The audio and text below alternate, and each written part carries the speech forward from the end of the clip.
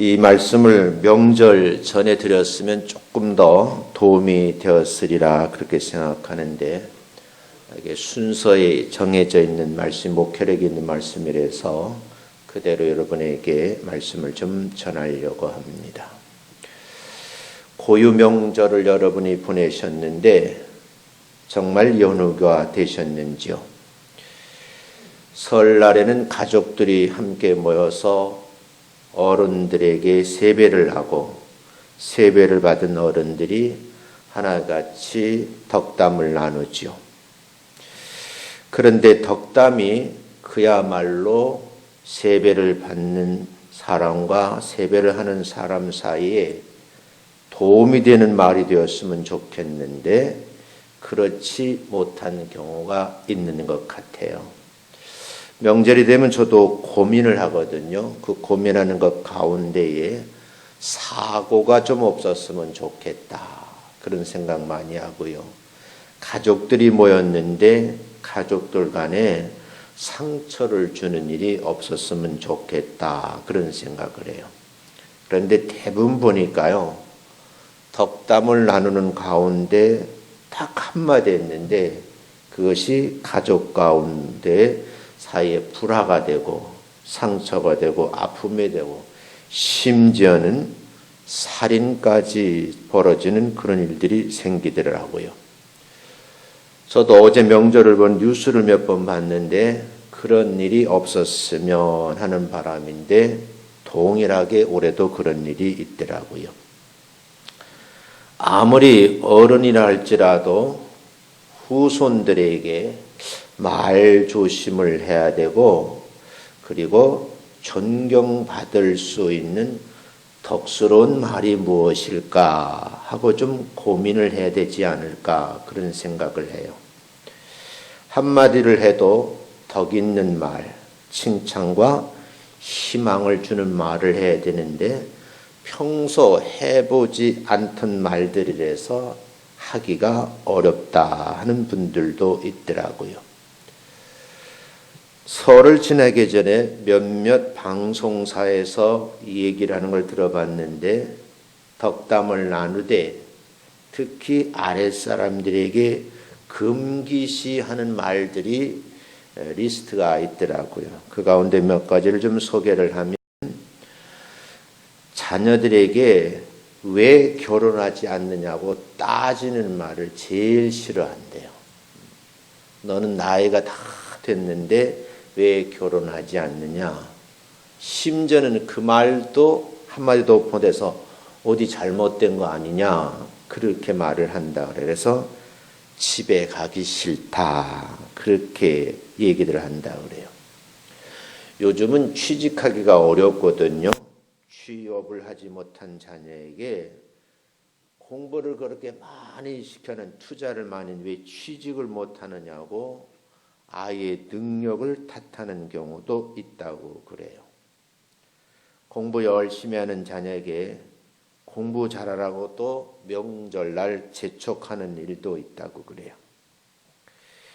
요즘에 아들, 며느리, 딸 사위가 싫어하는 말이 있는데, 돈 많이 벌어서 부모님에게 효도해야 되지 않겠냐, 그런 말을 제일 싫어한다고 그래요. 저희 때는 그것이 아주 귀한 말이었었는데 지금의 젊은 사람들은 그렇다고 그럽니다. 어쩌면 우리가 사는 사회인데 세대 간에도 쓰는 말들이 많이 달라져 있는 경우도 볼 수가 있고요. 심지어 제 주변에 있는 사람들 보면 오히려 자녀의 눈치를 보는 그런 경우도 있기도 하지만요. 더 가슴 아픈 것은 부모를 덩그러니 집안에 놔두고 해외에 가는 젊은이들이 의외로 많은데, 올해는요 중국 여행이 취소가 돼가지고요, 중국을 상대로 여행하는 여행사들이 큰 피해를 보았다, 그런 얘기가 들리더라고요. 어떻게 보면 멋있는 인생을 사는 사람은 자기가 하는 일에 최선을 다하고요, 다른 사람에게도 무한한 행복을 나누어 주는 사람이 아닐까 하는 생각을 해요. 주변에 보면요, 권위를 앞세우기보다는 겸손한 사람이 더 멋있다고 말을 하고요, 바른 몸가짐으로 덕담을 나누고 칭찬을 잘하고 착한 행동하는 사람을 보고 엄지손을 끌어올리면서 참 멋있습니다, 그렇게 말을 한답니다. 저도 목사지만요, 때로는 멋있는 사람이 되려고 노력은 해요. 그런데 험이 있지요. 우리 모두가 주님 안에서 행복한 사람이 되려고 하면, 행복한 일이 만들어지고 그런 사람이 되려고 하면 어떻게 해야 되겠는가? 그건 바로 칭찬을 많이 하고 덕담을 나누면 좋겠다는 얘기예요. 요즘에 우리들에게 필요한 것이 있어요. 그것이 뭐냐 묻는다고 하면 평안함이에요. 교회도 평안했으면 좋겠고요, 여러분이 함께 이루어가는 가정도 평안했으면 좋겠고, 개개인의 심령도 평안했으면 좋겠어요. 그래서 명절이 오기 전부터 제가 한 주간 동안에 성도들을 위해서 가정과 교회가, 개개인의 심령이 평안했으면 좋겠다 하는 기도를 줄곧 드렸습니다. 그런가 하면요, 정말 하나님 앞에 복을 받는 것도 필요한 것 같고요, 요즘은 영적 각성도 필요한 시대가 아닌가 그런 생각을 해요. 오늘 우리들에게 이 모든 것을 주님께서 그냥 주시기를 기대한다면 넌센스인 것 같아요. 우리가 하나님의 말씀으로 어떻게 살아가기를 원하시는지를 말씀을 한번 깊이 묵상도 해봐야 되지 않을까. 가정을 살뜰하게 챙기듯이 교회를 어떻게 섬겨야 할지도 한번 생각해 봐야 된다는 거죠. 그런데 이제 우리가 서로 격려할 줄도 모르고, 그것도 괜찮은데요, 말을 함부로 하는 거예요. 덕담을 나누지 않으면 성도들이 실망할 뿐만 아니라 말할 수 없는 상처를 받아서 교회 출석에 어려움을 안겨주기도 하고 부담스럽게 만들어가는 예가 되기도 합니다. 사람들에게는 거부할 수 없는 자유가 있거든요. 그래서 우리를 자유민주주의 국가라 그래요. 누구나 자기 말을 할 수 있고 자기가 말한 것에 대해서 책임도 져야지만 행동도 하는 시대예요.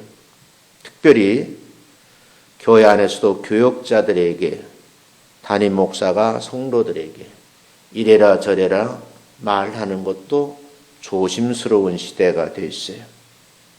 오히려 목회자는 성경 말씀을 근거해서 말씀을 전할 뿐이고, 성도들은 성령의 도우심을 통한 스스로의 어떤 행동을 결정하고 마음의 결심이 선행되어야 되지 않겠는가 하는 생각을 저는 이 한 주간 내내 해봤어요. 저에게도 하는 메시지거든요. 목회자도 말조심을 해야 된다. 하나님께서 세우신 목회자일수록 성도들에게 무엇을 해라, 어떻게 했으면 좋겠다 명령하는 말은 절대 해서는 안 된다는 겁니다. 왜 그런가? 입에서 나오는 말은 그 자신의 생각을 담고 있기 때문입니다. 아름다운 말을 하는 사람은요, 그 생각 주머니가 아름다운 거예요. 더럽고 냄새나는 말하는 사람은 그의 생각 주머니가 더럽고 냄새나는 거죠. 사람은 자기 생각을 말로 표현을 하거든요. 진실한 말을 하는 사람은 그 삶 자체가 진실하고, 거짓말하는 사람은 그 삶 자체가 진실하지 않다, 이렇게 표현이 가능해요. 깨끗한 말을 하는 사람은요, 정말 그 마음이 깨끗한 사람이에요. 그래서 그 사람의 말을 하는 모습, 그 말의 내용을 들어보면 그분의 인격 또는 성품을 알아볼 수 있다 그래요. 어떤 분은 이런 말을 하더라고요. 말은 생각의 거울입니다. 다른 사람에게 보내는 아름다운 말들, 그런 리스트가 많이 있어야 될 것 같아요. 그래서 그 말을 듣는 사람이 희망이 생기고 소망을 품게 만들고요. 어두운 길을 가는 사람에게 등불이 되어줄 수 있었으면 좋겠다 하는 생각을 하면서 저도 많은 생각을 했어요.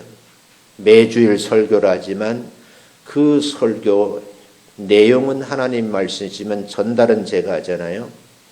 그 말의 뉘앙스, 뼈 있는 말보다는 상처가 되지 말, 그런 말을 하지 않으면 좋겠다는 생각으로 여러 번 다짐을 하는 거예요.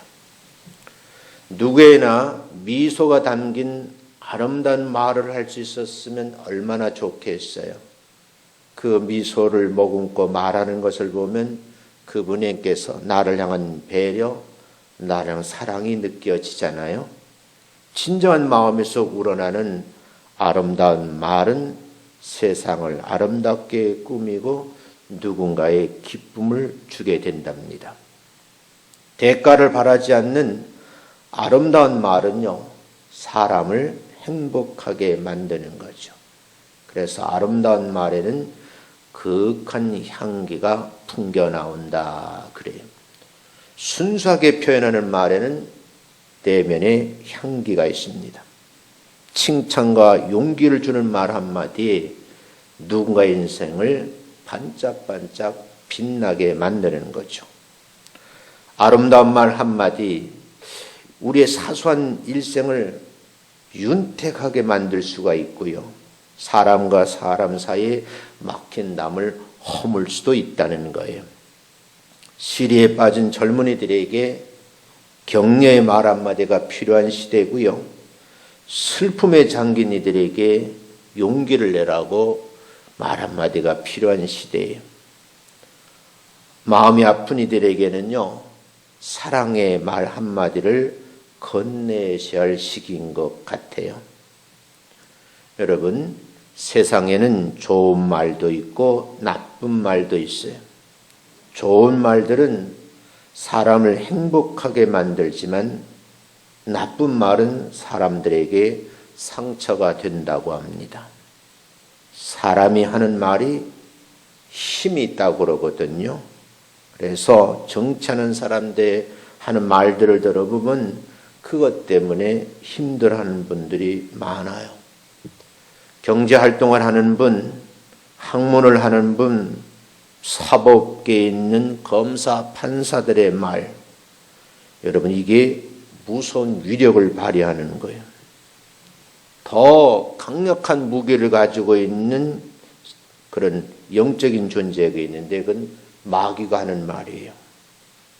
우리 주변에 보면 성적인 측면, 음란 문화가 그들이 쓰는 말을 보면은 그 사회의 어느 정도의 삶을 또는 수준을 알 수가 있다 그래요. 오늘 본문에서요, 여러분과 함께 생각을 해봐야 되겠는데 참 우리의 말을 바로잡고 세상을 대할 믿음의 능력을 가지려면 어떻게 해야 되겠는가? 주님께서 가르치는 말씀 앞에 순종해야 되겠는데 올바르게 믿는 방법은 뭘까? 사도 바울이 목회에 서신 가운데 디도서를 통해서 교회와 성도들에게 이렇게 했으면 좋겠다라고 편지를 보냈습니다. 사도 바울은 교회와 성도들이 하나님의 사역을 함에 있어서 올바르게 잘 감당했으면 좋겠다 고민을 한 후에 본문의 말씀을 편지를 써서 교회에 전달했습니다.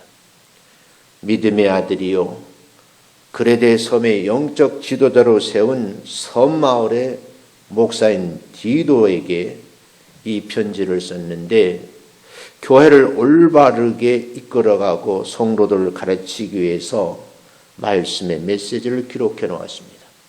그 내용이 크게는 5부분이고요. 작게 나누면 2분입니다.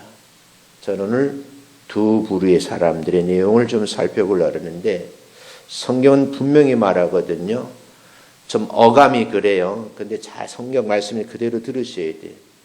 늙은 남자, 늙은 여자, 젊은 남자, 젊은 여자 이렇게 네 부분 하는데 이거를 두 부분 축소해서 말씀을 좀 드리려고 그래요. 본문에 보면요. 노인들에게 디도 목사님에게 그레데 섬 주민들에게 가르칠 내용이 7가지가 있다. 먼저 늙은 남자들에게 하는 말이에요. 2절 말씀 한번 읽어보겠습니다. 시작. 늙은 남자로는 절제하며 경건하며 신중하며 믿음과 사랑과 인내함에 온전하게 이 7가지를 가르치라는 거예요. 좀 이제 적절한 이해일까 하고 고민하면서 원고를 썼거든요. 여기 이제 늙은 남자라고 썼는데 이제 한국말로 하면 나이 많으신 남자 어르신이에요. 나이가 많은 성도들은요, 대개 교회를 출석하신 지 오래되신 분들이죠. 교회에 오래 다니다 보니까 신앙의 경력도 쌓이고 이력이 많다 보니까 교회에서 돌아가는 일을 너무너무 잘 아는 거예요. 세월이 흐르다 보니까 어느 날 교회에서 장로가 되어 있고 안수 집사가 되어 있어요. 교회 처음 나오는 성도는요, 겸손하게 말을 많이 하진 않지만 교회 오래 다닌 성도님들은 아는 것이 많아서 이 젊은 사람들이 하는 말입니다. 말이 너무 많으시대요. 그리고 젊은 사람 느끼기에 교회를 왔는데 이래라 저래라 잔소리를 많이 한다는 거예요. 지금도 그렇지만요. 아마 그레데 섬에서 목회하는 디도 목사님에게도 그런 것 같아요. 그래서 사도 바울은 7가지 교훈인데 늙은 남자들이 지켜 되게 오래 믿으면요. 신앙이 좀 나태해지는 경우가 있어요. 신앙생활을 게을리하고 타성에 젖어서 기도도 하지 않는 그런 경우도 있다고 합니다. 그러면서 교회 문을 딱 들어서면 내가 제일이라고 생각한다는 거예요. 그리고 자만심으로 다른 교인들을 무시한다고 합니다. 그런데요, 제가 얘기를 들어보니까요, 본인은 절대 그러지 않았다는 거예요. 그럼 문제는 뭘까요? 젊은 사람들이 그렇게 느껴진다는 게 이게 문제인 거예요. 저희도 이제 아이들을 이제 다 커서 성인이 되었잖아요. 성인이 되니까 이제는 가족끼리 모이면 가끔가다 얘기가 아버지 그러지 않았으면 좋겠어요. 엄마는 왜 그래요?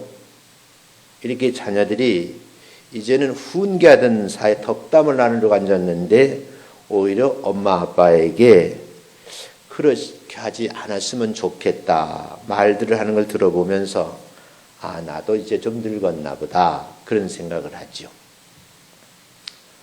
오래 믿어 교회 높은 위치에 있으면요, 이 나이 많은 어르신들이 젊은 교역자들을 무시하는 거예요.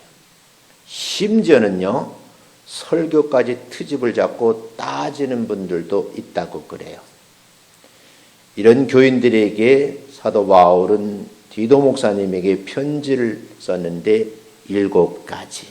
그 첫 번째가 절제를 가르치라 그래요. 그러니까 디도 목사님 젊은 목사님이거든요.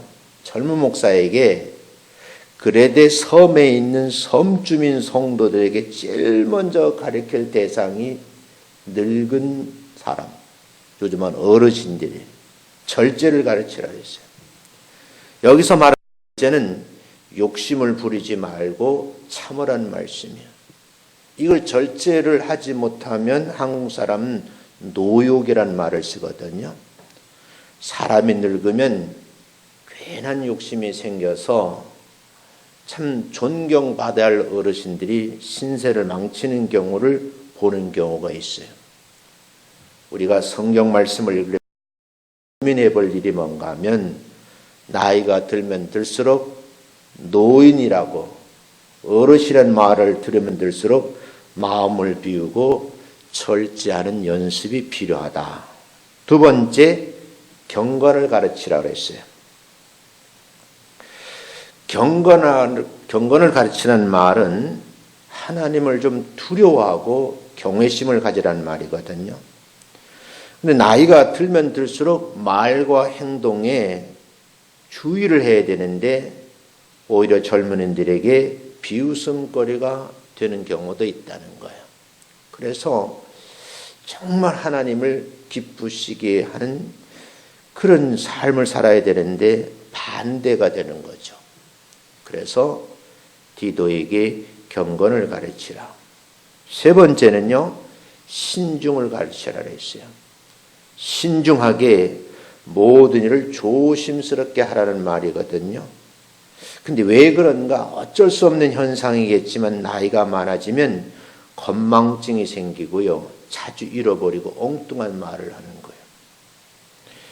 저도 이제 교회에서 제가 주보를 만들거든요. 주보를 만드는데 저도 이제 예전같이 한 거 오타가 많이 나고요. 이게 그래서 제가 주보를 만들다가 고민을 하다가 이걸 잘 하시는 분들에게 단톡방을 만들어서 수정을 해달라 제가 그렇게 부탁을 드리곤 해요.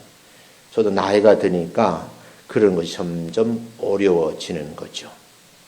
노인이 될수록 말을 조심할 뿐만 아니라 허튼 소리 하지 말라, 신중하게 말하는 그런 얘기예요. 네 번째는요, 참 아이러니한데요. 바울은 디도에게 그레데 섬 주민들인데 그 늙은 남자들에게 믿음에 대해서도 가르치라고 그래요. 왜 그랬을까? 고민을 참 많이 해봤어요. 믿음으로 구원받는다는 말인데 믿음이 있다면 저렇게 행동을 할까? 저렇게 말할까? 그런 거죠. 나이가 많이 드신 어르신인데 하나님이 살아계심을 무시하고 제멋대로 행동하는 것. 노인이라는 것 때문에 더더욱 모든 것을 알지 못하는 상황이 되었는데도 불구하고 배움을 멀리하는 것. 그래서 바울은 디도에게 성도들에게 믿음을 가르치라고 말해요. 다섯 번째는 사랑을 가르치라고 그러거든요. 평생 한 일이에요. 근데 왜 다시 가르치라고 했을까? 사랑은 제자가 지켜야 할 첫 계명이거든요. 사랑에는 나이가 없어요. 노인일수록 모든 사람을 가슴에 품고 사랑하는 연습을 하라는 의미가 아닌가 그런 생각을 해요. 여섯 번째는요, 인내를 가르치라고 그랬어요. 이 노인들에게 아주 귀한 일인데 인내는요, 많은 고난을 견딜 수 있는 힘이 되거든요. 그런데 나이가 많아지면 성질이 급해지고 신경질을 낸다는 거예요. 그래서 제가요, 이걸 이렇게 분석을 해보면서 지난 학기에 내가 노인복지론을 가르쳤거든요. 그런데요, 현대판 노인복지론인데 지금 이게요, 오랜 성경 말씀이 딱딱 하기가 맞는 거예요. 참 너무너무 감탄스러운 생각을 했어요. 일곱 번째는요, 온전함을 가르치라 그랬어요. 왜냐하면 예수님의 온전한 성품을 닮아야지만 천국 들어갈 수 있거든요. 어르신들이 온전한 태도로 말씀을 잘 듣지 않으려고 해도 기도하면서 목사님에게 이 어르신들에게 가르칠 내용입니다. 교훈입니다. 그렇게 말을 해요. 3절 읽어보겠습니다. 3절 시작. 늙은 여자로는 이와 같이 행실이 거룩하며 모함하지 말며 많은 술의 종이 되지 선한 것을 가르치는 자들이 되라. 이렇게 되어 있거든요. 그러니까 늙은 남자, 늙은 여자 편을 썼어요. 나이가 많은 여자 교인들을 포함해서 여기에서는 혼자 사시는 이제 어르신까지 포함되어 있는 거예요. 여러분, 이 초대교회는요, 교회 안에 최초로 문제가 생긴 것이 뭐냐면 늙은 여자들 때문에 생긴 거예요. 그래서 여러분, 사도행전 6장 1절에 보면 한번 읽어볼까요? 한번 읽읍시다. 그때 제자가 더 많아졌는데 헬라파 유대인들이 자기의 과부들이 매일의 구제에 빠짐으로 히브리파 사람을 원망하니, 참으로 평안했던 교회가 히브리파 사람들과 헬라파 사람 사이에 구제하는 문제 때문에 교회 안에 분쟁이 생기게 되는 그런 결과를 초래하게 되죠. 헬라파 출신, 유대파 출신 이 혼자 사는 여인들이 서로 말다툼을 벌이는데 치사하게 구제하는 돈이나 먹거리 때문에 히브리파 사람들을 원망, 분쟁하는 일이 벌어지게 되었다는 거예요. 그래서 우리 교회도 좀 참고를 하셔야 되는데, 사실은 어르신들이 평생을 살 그런 분이 아니었는데 나이가 드시면요, 아주 사소한 것, 정심 한 끼에 반찬 한 가지 때문에도 삐질 수도 있다는 거예요. 우리가 생각하기에는 저분이 그런 분이 아닌데, 그래 나이가 70이 되고 80이 되면 변하는 거죠. 초대교회에서 있었던 사건이 디도가 목회하는 교회에서 있었는지는 분명하지 않지만, 사도 바울이 서민 디도에게 이 편지를 쓸 때에 아주 확실하게 했거든. 늙은 여자들이라고요. 그런데 그분들에게는 4가지를 가르쳐라. 근데 나이 많은 여자 어르신들인데 그 첫 번째가 행실을 똑바로 하게 하라. 이걸 가르치라 그랬어요. 일반적으로 혼자 사는 여인들이 그 당시 문화에 의하면 불륜을 저지르기가 쉬워요.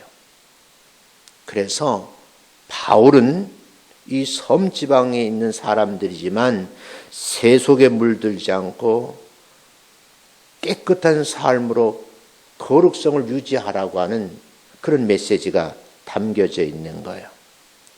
그래서 이 말에 참 뉘앙스가 있는 건데, 늙은 여자가 남정네와 눈이 맞아서 부적절한 행동을 하면 안 된다 하는 측면에서 디도에게 강하게 어필을 한 거예요. 두 번째는요, 다른 사람을 모함하지 말도록 그렇게 가르치라는 거예요. 늙은 여자는 일반적으로 여러분한테 이게 들으면 기분 나쁜 말인데요, 이게 성경에 있는 말이에요. 그냥 말이 많아서 다른 사람을 헐뜯기를 좋아한다는 거예요. 근데 우리나라 사람 예잖아요. 근데 여러분, 이건 당시에 지중해 안에 있는 그레데 섬이거든요. 그 섬 사람들도 아마 그런 것 같아요. 그래서 우리나라 말에 좋은 말이 있잖아요. 가는 말이 고와야 오는 말이 곱다는 말이 있어요. 그래서 디도 목사님에게 나이 많으신 여자 어르신들에게 고운 말을 가르치고 좋은 말을 할 수 있도록 칭찬 좀 해줘라. 그러니까 디도 목사님에게 나이 많은 좀 칭찬을 하는데, 지금 말하면 70 먹고 80 먹은 권사님들에게 권사님 이렇게 말했으면 좋겠어요. 권사님 이런 말을 하면은 저분이 기분 나빠하거든요. 그러면서 되도록이면 칭찬하는 말을 했으면 좋겠어요. 이렇게 말하라는 거죠. 제가 언제 오후에 이 내용을 한번 강의 방식으로 할 텐데 주보에 나오면 다 참여하셔서 한번 배우실 필요가 있겠다.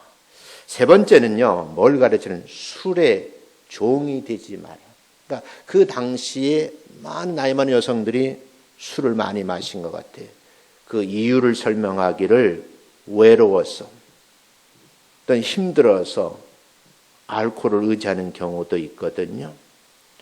그래서 여러분, 우리가 한번 이 부분을 생각해 봐야 되겠는, 앞으로 우리 교회도 이 지역에 나이 많으신 분들을 교회로 불러들여서 정말 이 외로움을 좀 이겨낼 수 있도록 이런 방법도 한번 교회가 프로그램을 만들어서 해야 되지 않겠는가. 요새는 지방정부에서도 치매 예방센터 같은 권장하고요.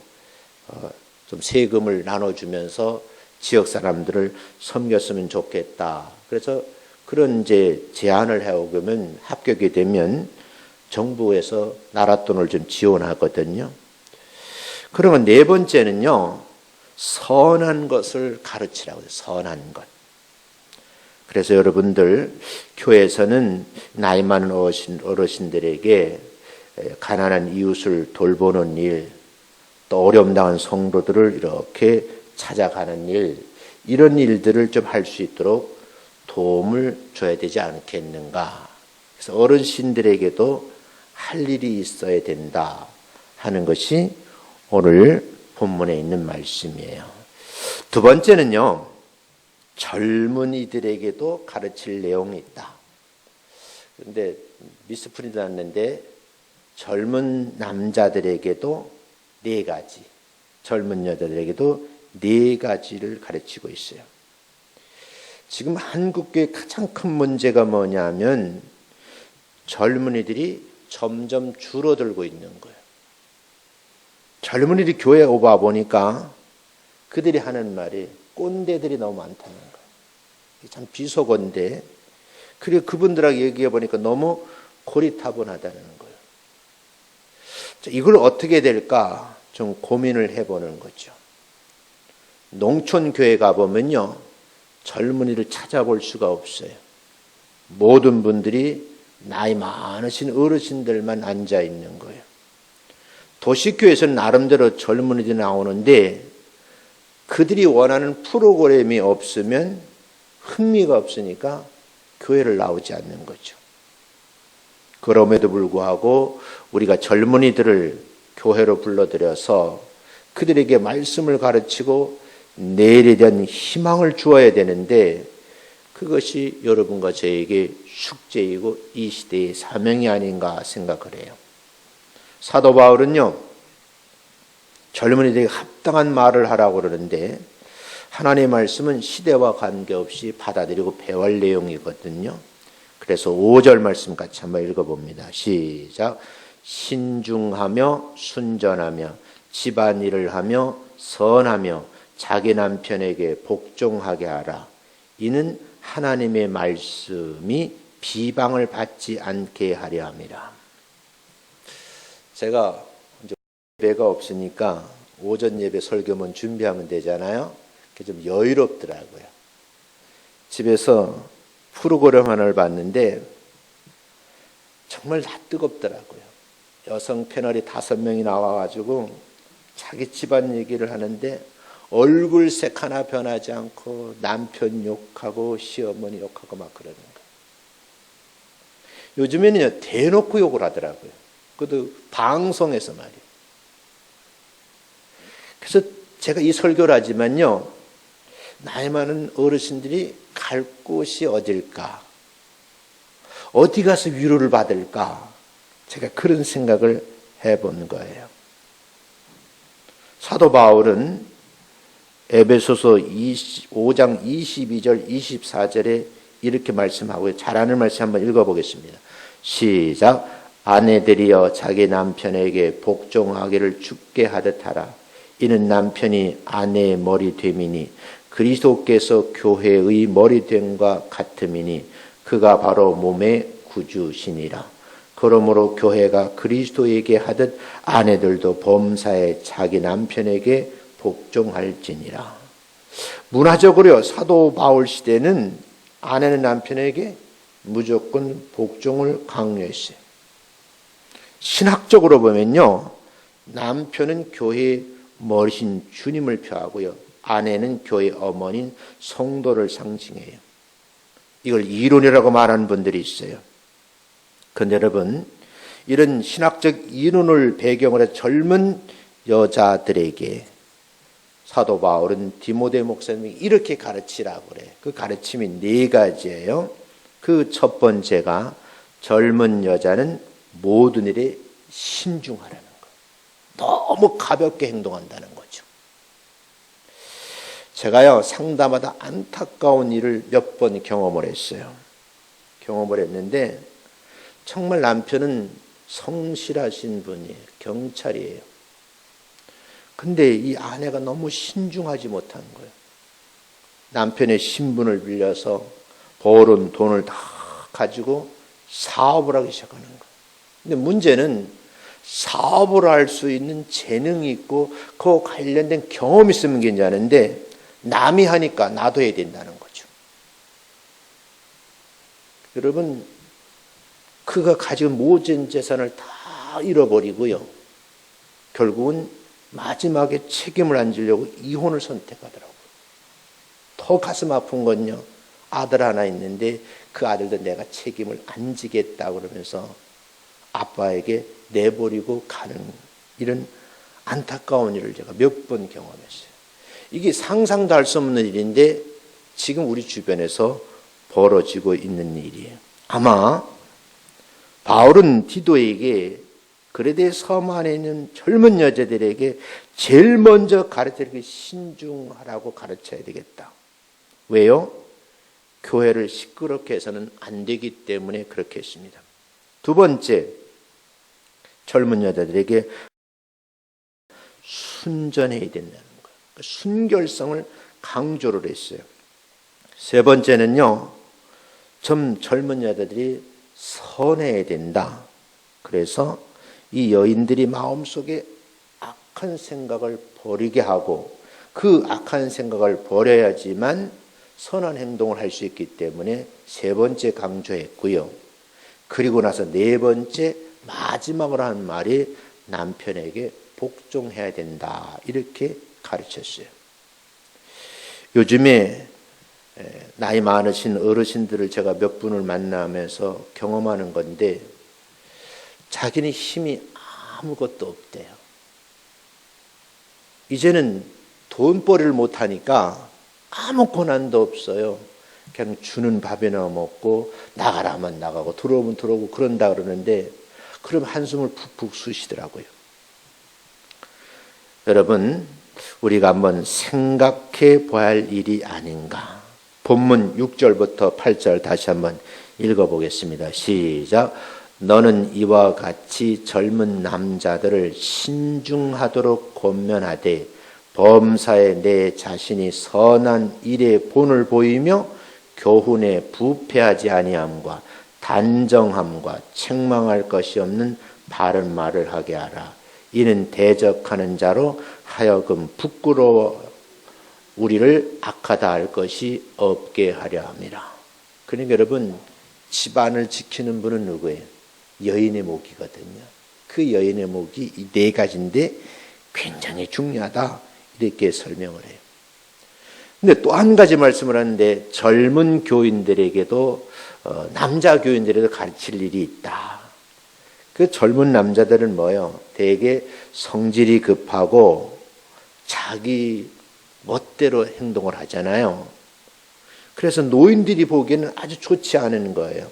그런데 그들에게 나름대로 주관이 있고 나름대로 철학이 있는데 성경에서 보면 성경적으로 어긋난 행동을 많이 하는 거예요. 그래서 바울이 그레데 섬에 있는 젊은 남자들에게 이런 것을 좀 가르치라 하고 해서 네 가지를 강조합니다.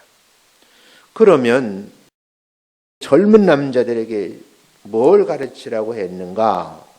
그 첫 번째가 좀 신중하게 생각하고 행동하라고 가르치는 거예요. 공통점이 있죠. 늙은 남자, 늙은 여자, 젊은 여자, 젊은 남자인데 그 첫 번째 감은 신중하라는 거예요. 두 번째는요, 남자들은 범사에 자신이 선한 일에 본이 될 수 있도록 가르치는 거예요. 젊은 남자가 그 지역에서 선한 일을 하는데 남에게 본이 되도록 그런 일을 할 수 있도록 그들을 앞장 세우고 그런 일을 하라고 가르쳐요. 세 번째는요, 젊은 남자들에게 교훈하는데 부패하지 말라는 거예요. 그리고 단정하여 책망할 것이 없는 바른 말 하도록 그렇게 가르치는 거예요. 젊은이들이 바른 말, 좋은 말을 못하는 거예요. 그리고 마지막 네 번째 정말 부탁하는 건데 마귀에게 부끄러움을 당하지 않게 살도록 가르치라는 거죠. 여기는 성적인 문제까지 포함되어 있어요. 자, 오늘 여러분들에게 이 말씀을 드리는 이유는 뭐냐면 성도들에게 올바르게 행동하는 방법이 뭔지 그 내용을 알 필요가 있다는 거예요. 어쩌면 이 말씀을 잘 들으면 은혜가 되는, 잘못 들으면 기분 나쁠 수도 있어요. 그리고 어떤 분은 심지어 성경에 이런 말들이 기록되어 있어야 하고 의아해하는 분들도 있어요. 그런데 여러분, 오늘 본문의 말씀을 차근차근 읽어보면 이게 다 시대를 우리가 겪어야 되고 우리가 함께 이루갈 일이에요. 그래서 한번 1절부터 다시 읽어가며 설명을 할게요. 한번 본문을 보시자고요. 본문 여러분 성경 펴놓고 자 시작. 오직 너는 바른 교훈에 합당한 것을 말하여. 근데 여러분들이 뭐냐, 합당한 말이 뭔지 이 구분이 안 되고 그 내용을 모르고 있는 게 문제예요. 그래서 구체적으로 2절부터 설명하기를 제일 먼저 늙은 남자들에게 한번 읽습니다. 시작. 늙은 남자로는 절제하며 경건하며 신중하며 믿음과 사랑과 인내함에 온전하게 하고, 두 번째 3절 늙은 여자들. 자, 늙은 여자 시작. 늙은 여자로는 이와 같이 행실이 거룩하며 모함하지 말며 많은 술에 종이 되지 아니하며 선한 것을 가르치는 자들이 되고. 왜요? 엄마니까 아이들이 가르치는 선한 것을 자꾸 가르치라는 거예요. 자, 그러면서 4절 말씀을 하겠습니다. 시작. 그들로 젊은 여자들을 교훈하되 그 남편과 자녀를 어떻게 하고? 사랑하고 그랬어요. 그리고 5절에 보면 시작. 신중하며 순전하며 집안일을 하며 선하며 자기 남편에게 복종하라. 이는 하나님의 말씀이 비방을 받지 않게 하려 함이라. 여러분, 이 늙은 시어머니죠, 친정어머니죠, 이분들이 할 일이 너무 많은 거예요. 그래서 여러 절을 펴내서 표현하려는 거예요. 이 늙은 여자는 표현을 써서 미안하지만 성경에 있는 표현인 그대로예요. 친정어머니, 시어머니가 이렇게 하지 않으면 하나님의 말씀이 어떻게 해요? 세상 사람들로 비방을 받게 된다 그 말이죠. 그러면 이제 젊은 사람들을 넘어가요. 6절 시작. 너는 이와 같이 젊은 남자들을 신중하도록 권면하되 범사에 내 자신이 선한 일에 본을 보이며 교훈에 부패하지 아니함과 단정함과 책망을 할 것이 없는 바른 말을 하게 하라. 이는 대적하는 자로 하여금 부끄러워 우리를 악하다 할 것이 없게 하려 함이라. 바울은요, 디도 목사님에게 젊은 남자들에게 권면하라, 가르치라는 말 속에 이 내용이 포함되어 있는 거예요. 사랑하는 성도 여러분, 왜 이렇게 했을까? 그러니까 크게 보면 제가 종들의 얘기는 안 하는데 나이 많으신 어르신들, 할아버지, 할머니, 다시 말하면 친정 부모님, 시부모님들에게 하시는 말씀입니다. 그리고 그 다음에 보니까 젊은 남자, 젊은 여자들은요, 아들, 딸, 며느리들에게 하는 말이에요. 사위에게 하는 말이에요. 저는 바라기를요, 명절 끝이잖아요.